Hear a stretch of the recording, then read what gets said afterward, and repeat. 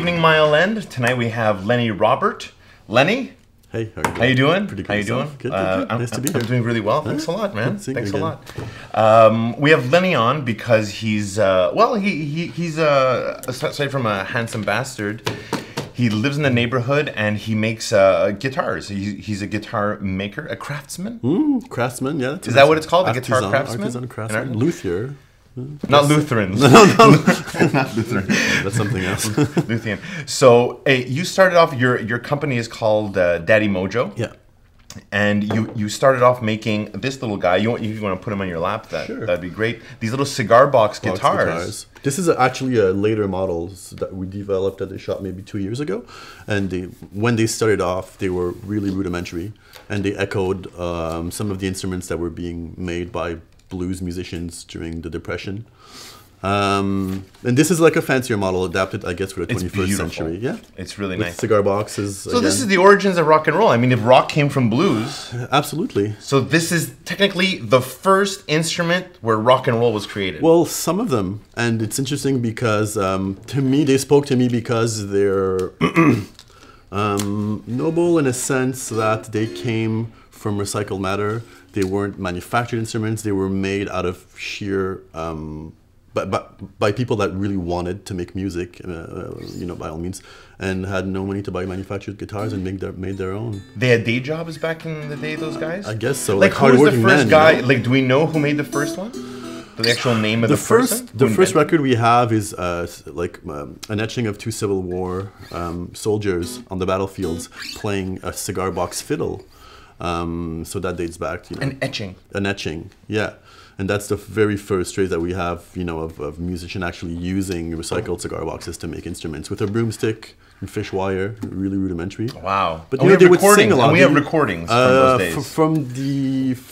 Not from the soldiers, not from the Civil War era, but we have recordings from the Depression era, sort of the American, in the 20s and the 30s. Yeah. Wow. So let's then come back to now. Who's playing these instruments now? Well, we sell them to, blues fans, cigar aficionados, guitar collectors. These are really sort of art objects. Three good niches. Three good niches of people with deep pockets, I imagine. But then, they're also dentists and doctors, and scumbags. I got you. Yeah, right. Session musicians who want a different sound for a certain record, they have a really nasally sort of kind of steel guitar sound to them. Well, I was looking on your website and there was a photo of you with the Edge. So you sold the Edge one. We did. Last time he was here for the Hippodrome show? Last summer, 2 summers ago. Wow. They were in our building for a photo shoot, and we accosted one of their security guards. Said, "Listen, we make guitars on the 3rd floor if the guys ever want to have a look." Did he taser you? They did. No, they were nice enough. Actually, a really sweet bunch, the U2 crew. Yeah, huh? They are. Yeah, absolutely. Bono came in too. Bono came in. We had a little jam, which was kind of fun. Wow. And we actually gave a guitar to the Edge. He sort of got enamored with one instrument in particular, which I felt. I don't usually do it very often, but I felt like it was the right timing and just gave it to him. And, it was an honor really for him to have a connection with an instrument. And it led to you to sell one to Jack White. Well, so he tried the instrument during the sound check at the Hippodrome. And they called you? And called the next day. Wow. He actually said, this guitar is 1940 in a box. Wow. Like the sound. Coming through that mega system, I can't imagine. Have been crazy. I wish I would have been there, actually.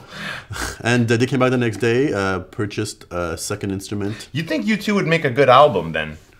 They have all this these all the great elements musicians. Are there now. All the elements are there now to put out a new album again. Give us another rattle and hum, you two. What's going on? And go on. I totally cut you off. I don't even know where you were. Yeah, no. So he bought an instrument. He said it's a gift for a friend of mine. I'm going to send it to Tennessee to his recording studio, and he gave me the address. And I never actually asked him who it was for, but I know the address, and the name of the studio is Jack White's recording studio. So I thought that was really cool. And he does love those old instruments. He does. He builds them himself. Also, like in that movie that he did, It Might Get Loud. You see him building a 1-string guitar. So he's really familiar with the history. So it was nice. Yeah. Wow. He never gave you a call? Never. Son of a bitch. It's totally unrelated, but I noticed you have these tattoos between your fingers. What do these symbolize? I saw them somewhere. Yeah. The crown is like I had a first life as a painter. Really? You were a great painter, man. Thank you. I love there was when we went to visit Lenny at the studio to try to get him on the show. There was all these beautiful paintings on the ground covered in sawdust. Mm-hmm. It's disgusting how you're treating your artwork, but they were beautiful. A really nice, Feniac. There's a Paul Feniac huge feel. Influence, yeah. But more so there's a Freud influence. Yeah, well, he was like. Well, he's the great. For he's me, the greatest. That's a figure of painting. He died 2 years ago, Freud. Last year, I think. Nobody gave a shit though because I cared. Yeah. But what's her name killed herself like 2 days later or something. Amy Winehouse. Oh, that overshadowed the whole thing. Completely. No, it was a tragedy, but he had a good life. He painted until he was like 88. 88? Died in his sleep at 88. Okay. Yeah. In his sleep, what a beautiful way to go. Yeah. So keep going. So the crown is the... so it was a note to Jean-Michel Basquiat. Sure. I love his work, but I had this romantic kind of connection with his story, And the rest is an F-hole to echo my new life as a guitar builder. Okay. And initials. Nice. Your initials? Yeah. Okay, no one special. Not that mistake again. No, I have made that. You have made that mistake? No, it's not a mistake. It's not a mistake. Yeah, did you get it removed? No, or did you have crazy? it? No. Anyways, listen, Lenny, we're gonna come back and we're gonna take a commercial, but you're gonna come back and you're gonna play us a couple of riffs. I'd love to. Awesome, amazing. We'll be right back, everybody.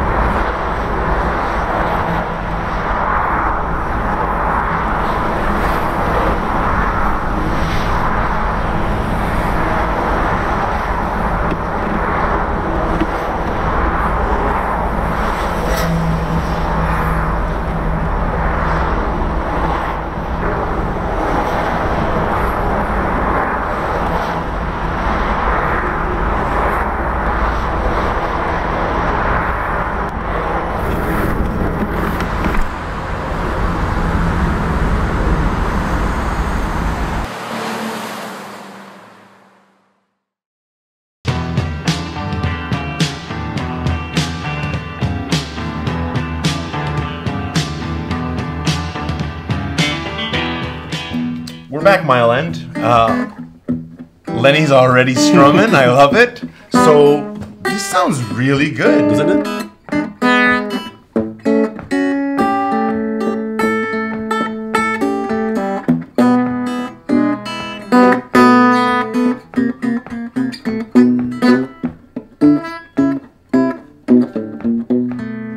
That's beautiful. It's so warm and warm. Yeah, warm is the sound I'm looking for. The sound box, is mahogany, and so there was a logic to it when they started building these things. I think it was more of a functional thing than anything else. Out of necessity. You've got free guitar bodies that are just laying everywhere. Amazing. But now you're making the transition to electric guitars as well. Yeah. I don't want to call these novelty instruments. They're not. Well, there's a side of them that is. Right? There's a collectible novelty side to them, a historical functional as well. Totally. Yeah. Totally. And now, let's plug in one of these. I'm kind of curious to see which is your favorite of these two. Oh God, they're so different. I love this guy. We started as a sort of sister company. I'd love to start an electric guitar. Like I got interested in more traditional lutherie as we were developing the cigar box guitars, and inevitably fell in love with carving necks and making bodies, and wanted to sort of experiment with more complicated, This situations. whole thing is made at your studio. Yeah, by everything's hand. carved by hand. Wow. At the shop. It's so elegant. Yeah, and the shapes, everything's designed, according to the shape of the guitar. So it's not like we buy pre-made parts and stick them on. Like everything's designed. Plug her in. Sure. Plug her in. Yeah, rip us one. Like do some Hendrix. Hendrix, eh? Some Stone, some Jeff Tweedy. What do you know? I don't know.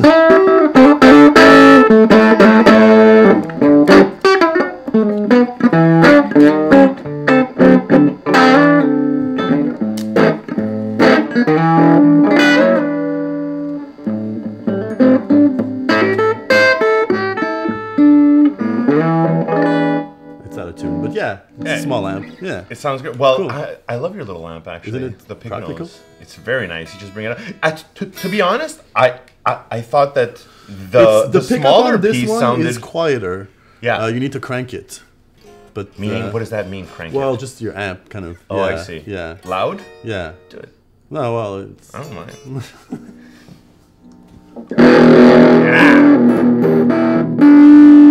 Make some noise.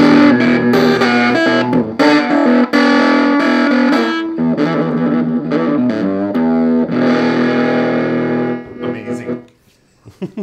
Totally.